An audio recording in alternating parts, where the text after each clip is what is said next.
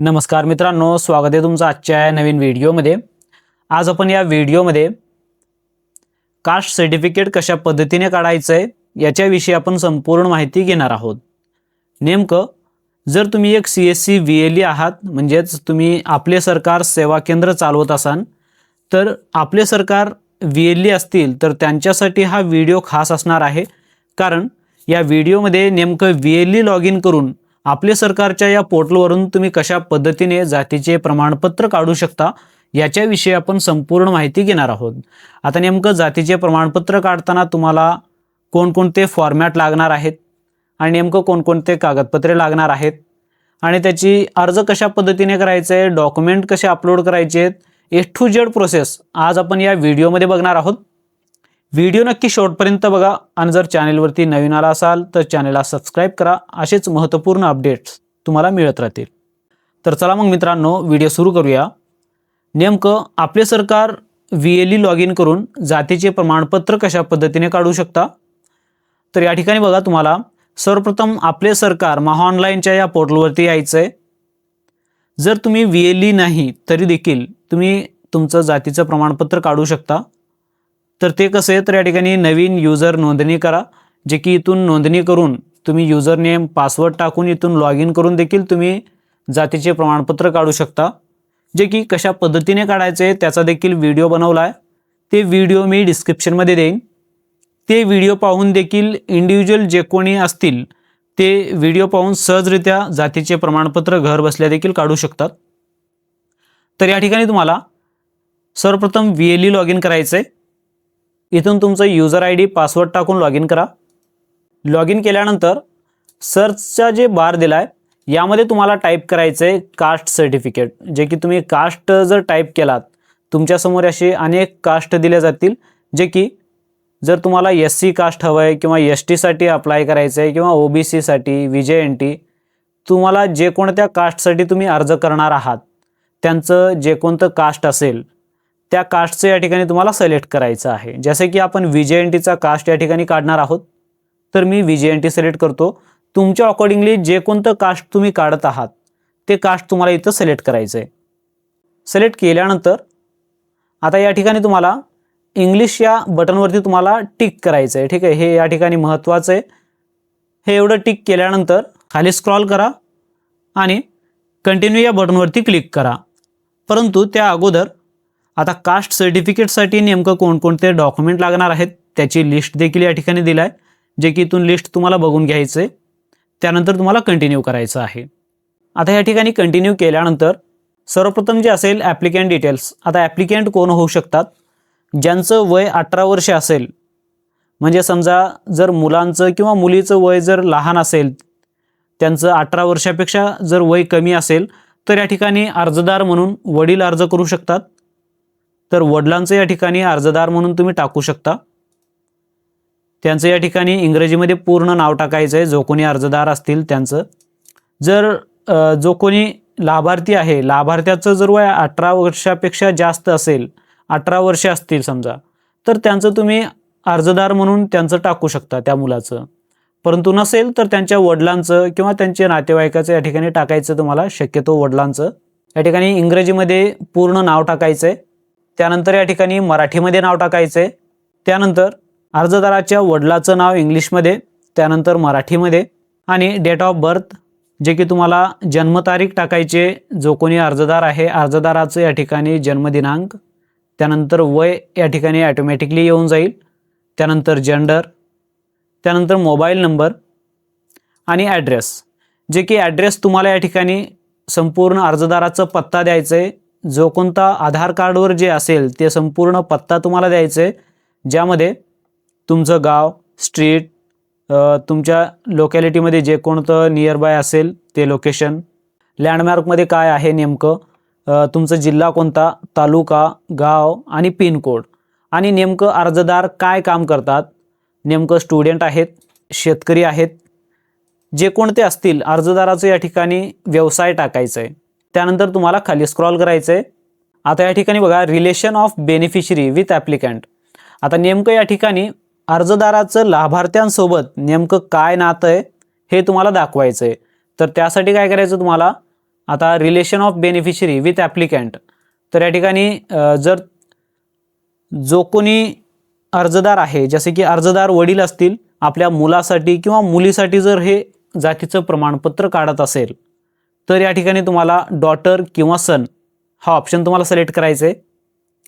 जर अर्जदार स्वतः आहेत आणि लाभार्थी देखील स्वतः आहे, म्हणजे स्वतःच जातीचं प्रमाणपत्र काढत असेल, तर या ठिकाणी तुम्हाला काय करायचं आहे, सेल्फ करायचं आहे. अशा पद्धतीने सेल्फ केल्यानंतर तुम्हाला इतर डिटेल्स टाकण्याची आवश्यकता नाही आहे. जे की तुम्ही ऑलरेडी ॲप्लिकंटमध्ये जे डिटेल्स टाकलात तेच सर्टिफिकेटवरती तुम्हाला येणार आहे. तर या ठिकाणी रिलेशन जे काय असेल ते निवडा. जे की मुलासाठी जर काढायचं असेल तर या ठिकाणी सन या ठिकाणी सिलेक्ट करा आणि बेनिफिशरी डिटेल्स तुम्हाला द्यायचे आहेत. जे की लाभार्थी जो कोणी आहे, लाभार्थ्यांचं या ठिकाणी मिस्टर, श्री, श्रीमती, कुमार, कुमारी जे असेल ते या ठिकाणी तुम्हाला सिलेक्ट करायचं आहे. आणि लाभार्थ्यांचं पूर्ण नाव इंग्रजीमध्ये आणि मराठीमध्ये, आणि लाभार्थ्यांचं नेमकं डेट ऑफ बर्थ काय आहे अशा पद्धतीने टाकायचं तुम्हाला या फॉर्मॅटमध्ये. आणि जेंडर, मोबाईल नंबर असेल तर टाका, नसेल तर सोडून द्या. आणि या ठिकाणी तुम्हाला परमनंट ॲड्रेस हे दोन्ही सेम आहेत का, म्हणजे अर्जदाराचं आणि लाभार्थ्यांचं जर पत्ता सेम असेल तर यस करा. शक्यतो तुम्हाला यस करायचं आहे. त्यानंतर बघा एज्युकेशन डिटेल्स ऑफ बेनिफिशरी. आता नेमकं लाभार्थी जे आहे, लाभार्थी नेमकं कितीपर्यंत शिकलेत त्यांचे या ठिकाणी एज्युकेशन डिटेल द्यायचे आहेत. जसे की क्वालिफिकेशनमध्ये SSC झालं आहे समजा तर SSC, त्यानंतर बोर्ड कोणता होता ते बोर्ड तुम्हाला टाकायचं आहे. आता नेमकं ॲडमिशन कधी घेतलं आहे, जर समजा 2020ला ॲडमिशन घेतलं आहे आणि पासआउट कधी झाला आहे तर 10वी 2021ला. आणि नेमकं शाळेचं नाव काय आहे, शाळेचं नाव जे काय असतील ते नाव या ठिकाणी टाका आणि ॲड करा. हे एवढं करताच तुमचे या ठिकाणी डिटेल्स ॲड होतील. जर यामध्ये काही दुरुस्ती करायची असल्यास डिलीटचं जे बटन दिलं आहे, डिलीटवरती क्लिक करून डिलीट करून तुम्ही पुन्हा हा डिटेल्स या ठिकाणी भरू शकता. ठीक आहे. अशा पद्धतीने तुम्हाला सर्वप्रथम SSC, त्यानंतर HSC, 11वी म्हणजे फॉर्मॅटनुसार तुम्हाला भरायचं आहे, म्हणजे एज्युकेशन डिटेल्स भरायचे आहेत या ठिकाणी. बेनिफिशरी अदर डिटेल्स, या ठिकाणी तुम्हाला जर इतर स्टेटमध्ये जन्म झाला असेल लाभार्थ्यांचं, त्यांचं या ठिकाणी स्टेट, डिस्ट्रिक्ट, तालुका, विलेज कोणत्या याच्यामध्ये झालं आहे ते, किंवा इतर जिल्ह्यामधून जर स्थलांतर झाले असतील तरी देखील, परंतु शक्यतो तुम्हाला हे भरणा गेल तरी चालेल. जर तुम्ही महाराष्ट्रातले असतील तर या ठिकाणी तुम्हाला भरण्याची आवश्यकता राहणार नाही आहे, म्हणजे त्याच महाराष्ट्रातील परंतु इतर जिल्ह्यामधून जर त्यांचा जन्म झाला असेल तिथे तर ते टाकू शकता, नसेल तर सोडून द्या. आता या ठिकाणी beneficiary caste and category details. आता या ठिकाणी बघा नेमकं तुमचं जात या ठिकाणी तुम्हाला सिलेक्ट करायचं आहे. आता जात या ठिकाणी सिलेक्ट करताना तुमचं जे कोणतं जात असेल, जसे की या ठिकाणी कोणतं तरी एक पकडू आपण, या ठिकाणी तुमचं कास्ट जे असेल ते कास्ट या ठिकाणी सिलेक्ट करा. हे एवढं सिलेक्ट करताच या ठिकाणी तुमची कॅटेगरी जे असेल त्या कॅटेगरी ॲटोमॅटिकली येईल, NT A B C D जे कोणतं असेल ते. त्यानंतर रिलिजनमध्ये तुम्हाला या ठिकाणी हिंदू तुमचं जे असेल ते या ठिकाणी सिलेक्ट करा. आता या ठिकाणी फॅमिली ट्री डायग्राम तुम्हाला बनवायचं आहे. या ठिकाणी जर बनवता येत नसेल तर सोडून द्या, कारण वंशावळीमध्ये आपण बनवतोच त्या फॉर्मॅटचा.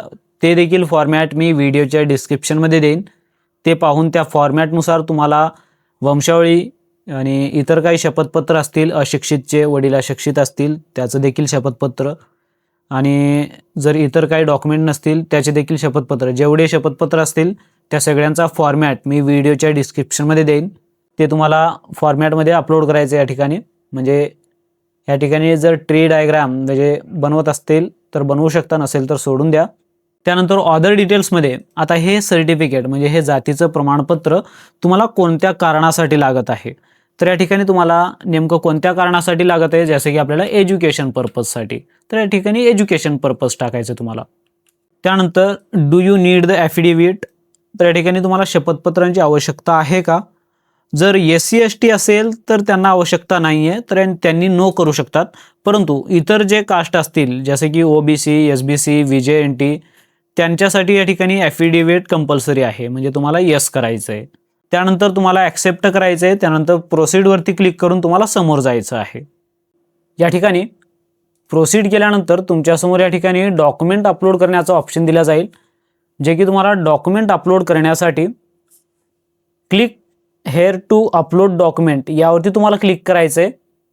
जे की यावरती क्लिक केल्यानंतर तुमच्यासमोर या ठिकाणी डॉक्युमेंटची जे काही लिस्ट असेल, डॉक्युमेंट टाईपमध्ये नेमकं कोणतं डॉक्युमेंट तुम्ही अपलोड करत आहात त्याचे या ठिकाणी नाव सिलेक्ट करायचं आहे. जसं की या ठिकाणी कास्ट सर्टिफिकेट ऑफ ब्रदर म्हणा, कास्ट सर्टिफिकेट ऑफ ब्रदर, ज्यांचं तुम्ही कास्ट सर्टिफिकेट जोडायला त्यांचं रिलेशन आणि तुमची शाळेची TC म्हणा किंवा बर्थ सर्टिफिकेट किंवा कास्ट व्हॅलिडिटी असेल किंवा आधार कार्ड, हे असे सगळे डॉक्युमेंट, याच्यामधून सगळे डॉक्युमेंट तुम्हाला 1 बाय 1 करत या ठिकाणी तुम्हाला अपलोड करायचं आहे. जे की अपलोडची लिमिट या ठिकाणी 500 KB आत तुम्हाला अपलोड करायचं आहे. PDF किंवा JPG कोणत्याही फॉर्मॅटमध्ये या ठिकाणी तुम्हाला अपलोड करू शकता.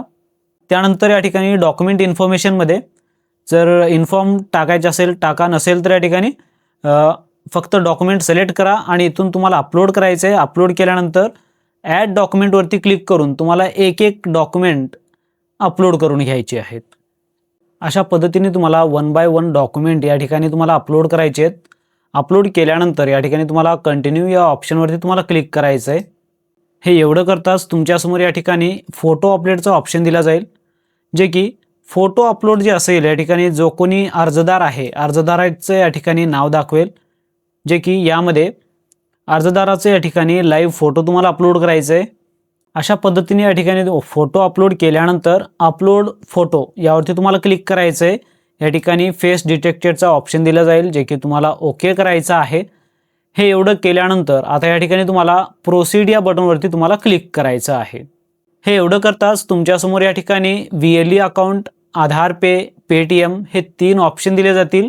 जे की या 3 ऑप्शनमधून तुम्हाला कोणत्या मोडद्वारे तुम्हाला पेमेंट करायचं असल्यास ते मोड तुम्हाला सिलेक्ट करायचं आहे आणि या ठिकाणी पे नाव या ऑप्शनवरती तुम्हाला क्लिक करायचं आहे.